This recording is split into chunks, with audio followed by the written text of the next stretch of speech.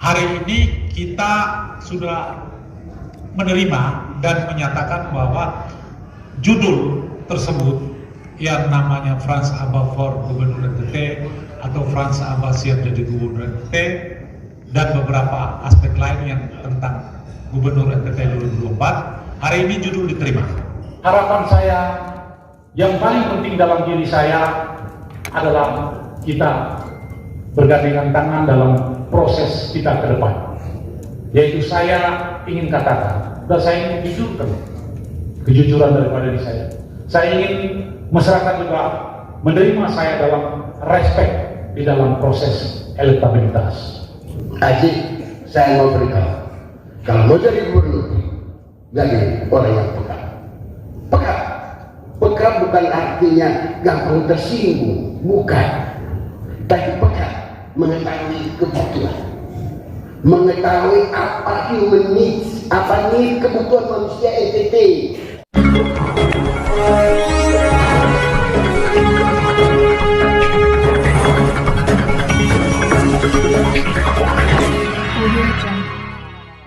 Franciscus Xaverius Lara Aba yang akrab disapa Frans Aba akhirnya secara terbuka menyatakan diri siap maju menjadi calon gubernur Nusa Tenggara Timur periode 2024-2029. Pernyataan tersebut disampaikan Frans Aba pada sebuah acara bertajuk Merajut Gotong Royong bersama Frans Aba for Gubernur Nusa Tenggara Timur 2024 berlangsung di Hotel Aston Kupang pada hari Minggu 18 Juni 2023. Selengkapnya, simak liputan kami yang berikut ini. Saya akan selalu di mana-mana dan tidak kemana-mana. Beta anak NTT, beta cinta NTT. Pertama-tama kita patut puji dan syukur kepada kehadirat Tuhan Yang Maha Kuasa.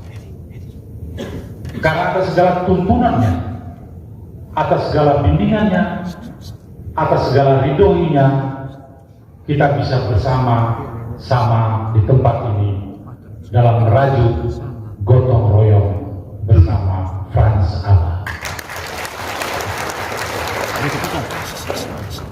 Bapak Ibu dan saudara-saudara sekalian, saya berada dalam posisi dalam proses kehidupan saya sebagai keluarga sederhana, keluarga dalam konteks kemiskinan secara materi.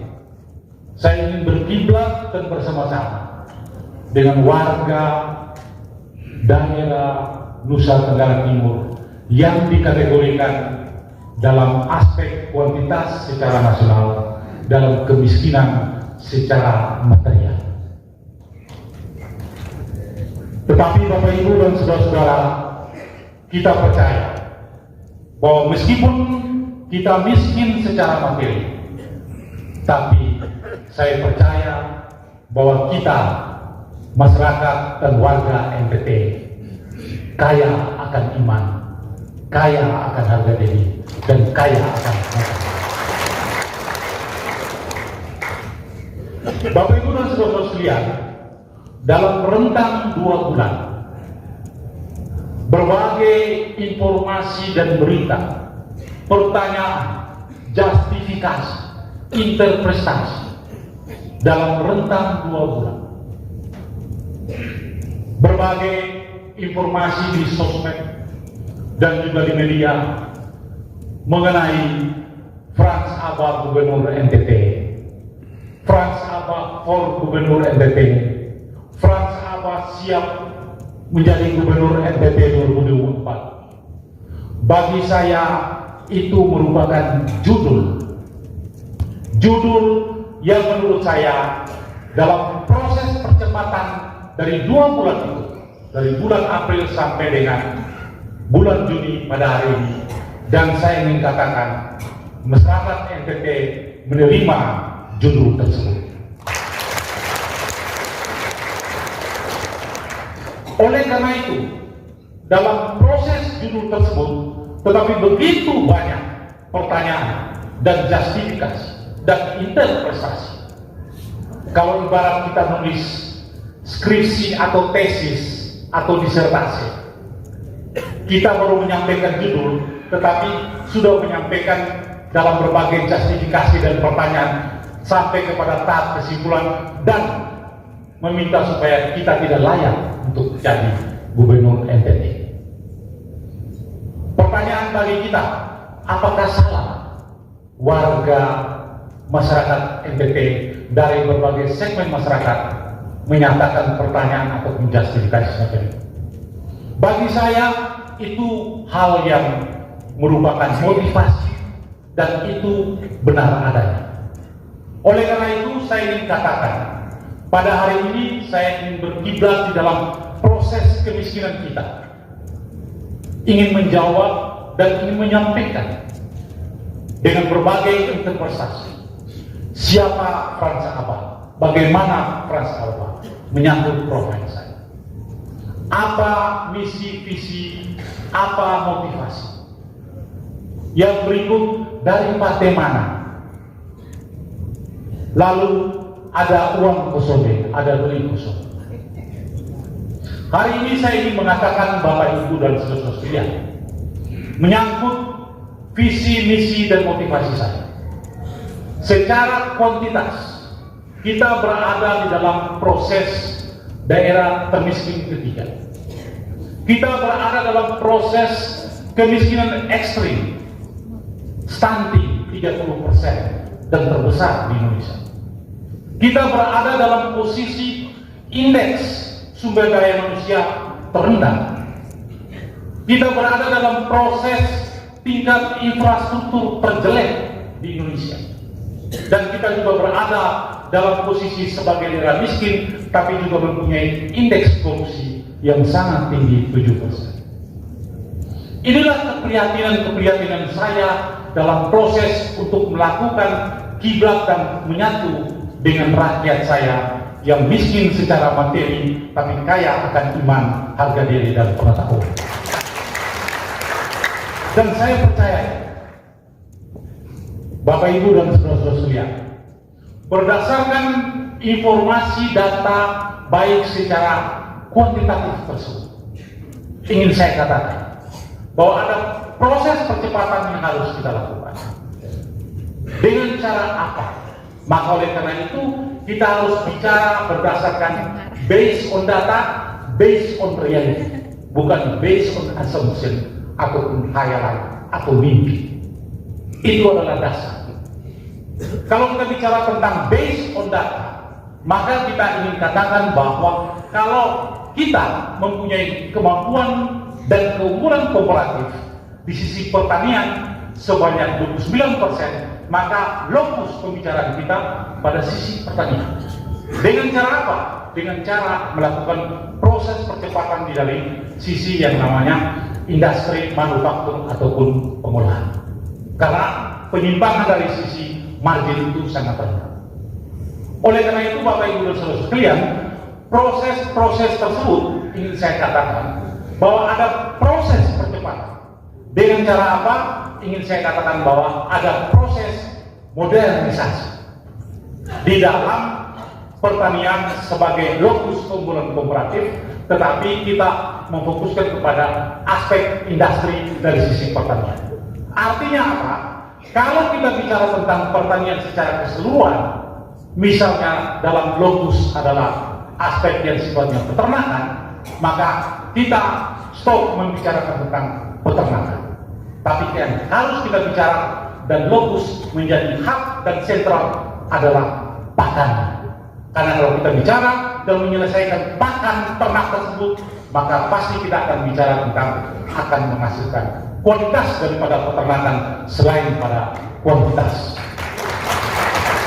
Sebaliknya kalau kita bicara tentang tanaman pangan dari siapa, maka lokus akan menjadi pembicaraan dan bahasan kita dari sisi pupuk maupun bibit. Itu adalah fokus utama kita.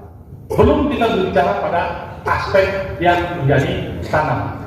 Karena pupuk dan bibit dan konstruksi daripada struktur tanah itu adalah proses awal di dalam tahapan mencari daripada kuantitas dan kualitas daripada tanaman.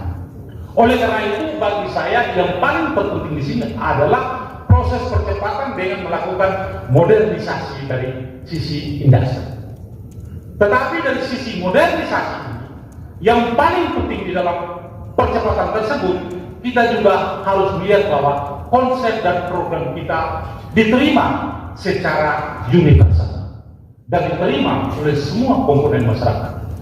Modernisasi akan memberikan dampak kepada penerimaan secara universal, tetapi juga harus ditunjang dengan rasa aspek yang sifatnya responsibility atau pertanggungjawaban. Karena paling kurang di dalam proses pertanggungjawaban atau responsibility, yang paling terpenting dalam sini adalah karakter dan kejujuran, bukan pada orang lain dalam konsep program, tapi paling utama kita harus jujur pada diri kita sendiri sebelum jujur pada orang lain.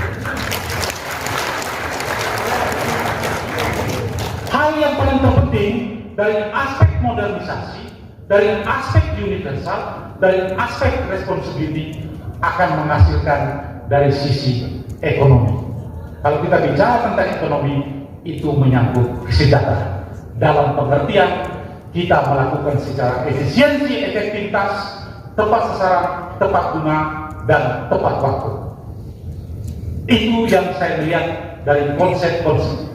Replikasi ini bagi saya adalah konsep baik program dari pemimpin-pemimpin kita terdahulu memberikan gambaran dan petunjuk baik pada masa Pak Ertan, tanam dan tanam, baik pada masa Pak Ben Boy, apakah operasi Nusa Makmur, apakah operasi Nusa Hijau, apakah operasi Nusa Siap, baik pada aspek Pak Fernandes, Gerbades dan Gerakan Pembangunan Desa, baik pada aspek Pak Herman Musa Kabir, 7 program strategi, baik pada aspek Pak Vital dengan program 3 batu, dan juga Pak Frans Lemburaya, yaitu aspek anggur merah.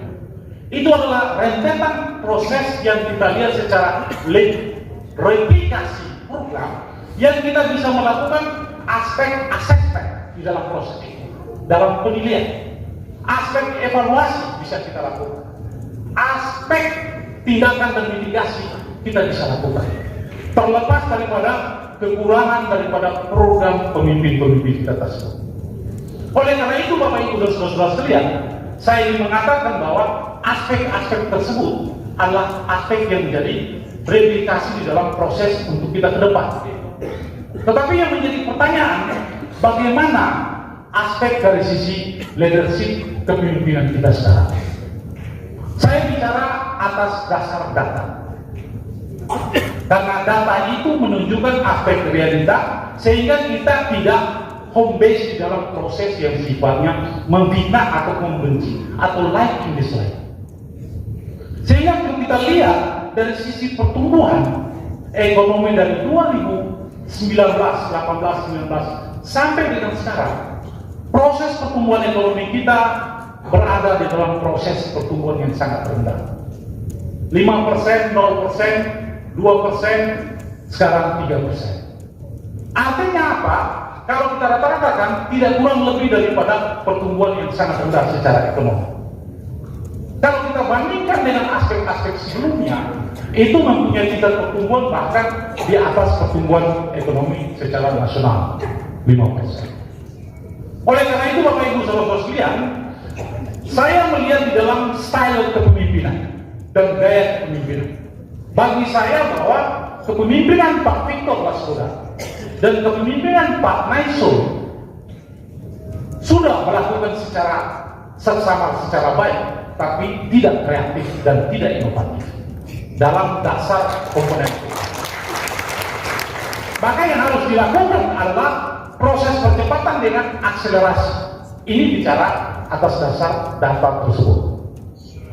Maka oleh karena itu, Bapak Ibu dan saudara sekalian, ada proses percepatan dari sisi modernisasi, universal, responsibility dan ekonomi. Bagi saya itu merupakan konsep mureh dalam penerapan pada NTT ke depan. Dalam konteks leadership, dalam konteks kepemimpinan, karena kalau kita bicara tentang leadership, itu akan menghasilkan dari proses yang namanya manajemen, baik secara organizing, perencanaan, maupun upkeeping, maupun kontrol. Karena dari sisi leadership menghasilkan manajemen, akan juga menghasilkan yang namanya public policy ataupun kebijakan publik. Reorientasinya apa dalam proses ini? Artinya dalam proses pelaksanaan kita menganggap seluruh rakyat kita dan seluruh staf di dalam strata kepemimpinan semua adalah mitra kita. Dalam proses kemitraan ini artinya keberhasilan dari bawahan ataupun staf kita adalah keberhasilan kita. Sedangkan kegagalan bawahan adalah kegagalan pemimpin juga. Maka oleh karena itu Bapak Ibu dan saudara sekalian, pada kesempatan ini dari konsep visi misi di dalam proses gerakan dan memotivasi. Hal yang paling penting juga adalah pertanyaan tentang dari partai mana, Bapak Ibu.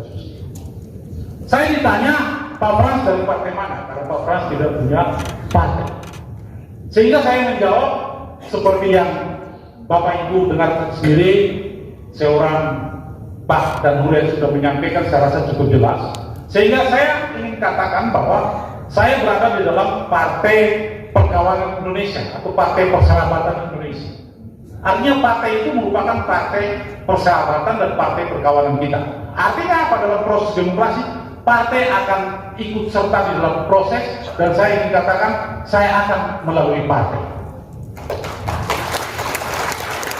Pertanyaannya dari apa yang akan kita lakukan dan pada saatnya nanti kita bisa percepat di dalam selesai kita melihat dalam konstruksi hasil pemilu 2024, tapi bisa juga kita akan mempercepat sebelum evaluasi dan tindakan yang akan kita lakukan.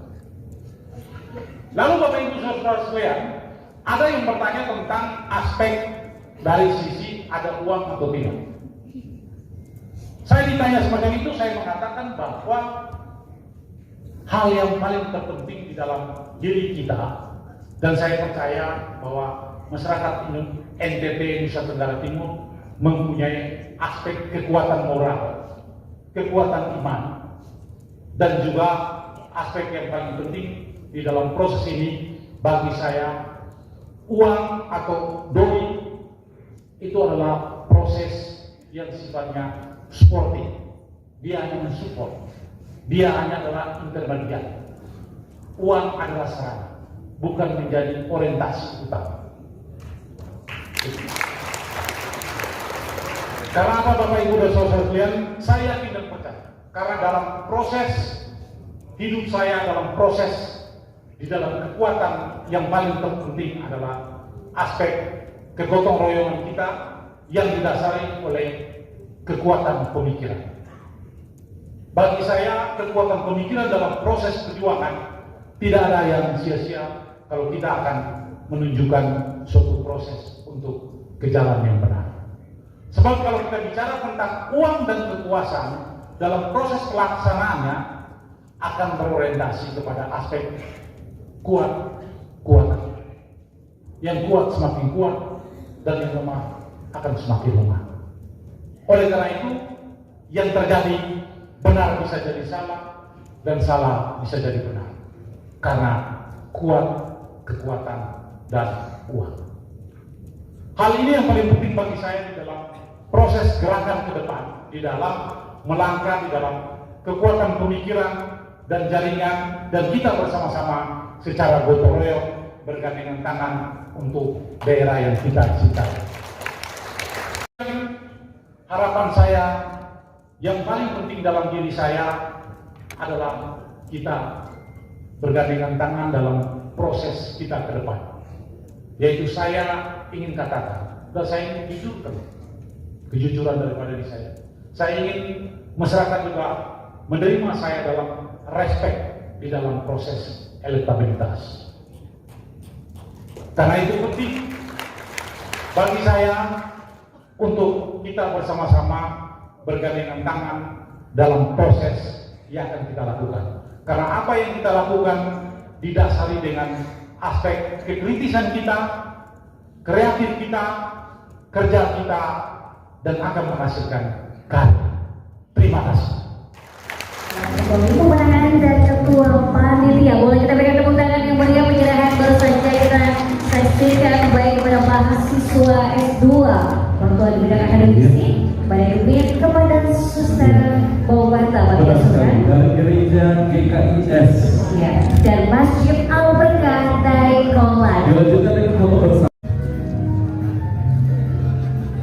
Hari ini kita sudah menerima dan menyatakan bahwa judul tersebut yang namanya Frans Aba for Gubernur NTT atau Frans Aba siap jadi Gubernur NTT dan beberapa aspek lain yang tentang Gubernur NTT 2024 hari ini judul diterima. Maka oleh karena itu langkah-langkah selanjutnya seperti pertanyaan yang sudah disampaikan, yang jelas bahwa kita akan merajut kekuatan dengan cara gotong royong dengan seluruh komponen masyarakat. Pertanyaan bagi kita semua, apa yang harus dilakukan? Yang jelas kita punya strategi dan taktis. Kalau bicara tentang strategi dan taktis, artinya bahwa yang jelas seperti orientasi kita yang kita akan lakukan, kita mencari elektabilitas kita, tapi dengan proses dan cara melakukan pendidikan politik. Langkah-langkah yang harus diambil bahwa kita akan melanjut kekuatan kita secara politik, melakukan persuasif dan partisipasi pada masyarakat terhadap diri saya lebih lanjut dan lebih kepada aspek yang sifatnya gerakan turun ke bawah dan bukan lagi kita hanya berwacana, berkonsep di media atau di sosmed. Jadi yang kita lakukan seperti yang saya katakan tadi, bagaimana saya akan menjawantakan konsep-konsep saya dari sisi modernisasi, universal responsibility dan juga ekonomi tadi.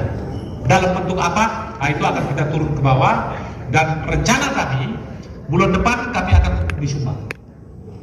Nah, bulan Agustus kita akan di Flores dan kita akan merajut seluruh kekuatan yang kami melihat kepada aspek basis-basis kekuatan, baik secara kultural, baik secara politik maupun baik secara kemasyarakatan dalam frame anggota sipil, anggota masyarakat kepada seluruh komponen tanpa batas, tanpa ada hambatan di dalam proses untuk melakukan approach atau pendekatan yang akan kami lakukan secara persuasif. Jadi pendekatan itu bukan hanya asal secara retorika, tapi pendekatan secara apakah konsep, pemikiran, aspirasi kita gali dan program-program dalam bentuk material maupun non material yang akan kita lakukan dan kita jalankan. Nah, yang paling penting lagi bahwa hal-hal yang paling mendalam bahwa aspek yang kita gali adalah dari sisi konsep, program dan juga mekanisme di dalam proses agar kita diterima dan mau menerima serta kita melangkah lebih kepada aspek-aspek yang sifatnya mencari identifikasi persoalan masyarakat. Itu mungkin untuk sementara.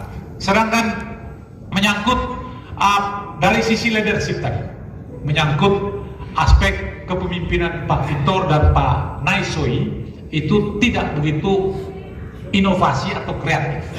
Nah, dasarnya sederhana saja. Saya melihat dari sisi aspek pertumbuhan ekonomi, dari sisi awal menjabat sampai dengan sekarang itu dalam terminologi pertumbuhan ekonomi yang sangat rendah di dalam prospek. Kalau kita comparekan dengan beberapa gubernur-gubernur sebelumnya, itu di atas rata-rata 4-5%. Kalau kita rata-ratakan dalam frame kepemimpinan ini dari 2018 sampai dengan 2023 hari ini, itu di bawah pertumbuhan 1-2%. Bahkan kita pada tahun 2020-2021 itu sampai dengan 0%. Pertanyaan bagi kita, akan berbeda frame di dalam proses pelaksanaan karena ini ada problem yang non ekonomik, misalnya COVID. Tapi perlu diingat dan dicatat bahwa Bali justru pertumbuhan ekonominya itu sampai minus 6%, 6% di bawah kita. Tapi dalam proses yang begitu cepat, dia melakukan akumulasi dengan keunggulan komparatifnya sehingga rebound dari minus 6% menjadi 6%. Nah, itu. Kenapa kita tidak bisa? Bahkan pertumbuhan ekonomi kita di bawah pertumbuhan nasional. Nah, ini yang kita lihat. Nah, makanya itu saya melihat bahwa aspek yang kita melakukan evaluasi dalam proses itu dan asesmen penilaian serta melakukan tindakan, Pak Victor Laskodat dan Pak Joseph Naisoi dia pada tataran pasif, tidak aktif dalam pergerakan inovasi dan kreativitas ekonomi ataupun kemasyarakatan yang beliau lakukan. Sehingga yang ada adalah aspek-aspek yang sifatnya rutinitas. Kalau bicara tentang aspek-aspek rutinitas, berarti siapa aja bisa jadi gubernur dengan pertumbuhan ekonomi yang semacam ini. Itu yang bisa saya sampaikan dalam terminologi pemikiran dari kreativitas dan inovasi sebagai leadership. Karena pemimpin itu dalam terminologi leadership dia pasti akan menghasilkan yang namanya aspek manajemen. Karena manajemen dan leadership itu akan menghasilkan public policy yang baik atau kebijakan publik. Pada tataran ini masih bersifat pasif penilaian saya dengan kuantitas. Kita tidak bicara kualitas. Pasti kualitas nanti akan ada hal penilaian dari berbagai perspektif. Dan saya yakin masyarakat yang akan menilainya lebih lanjut. Terima kasih.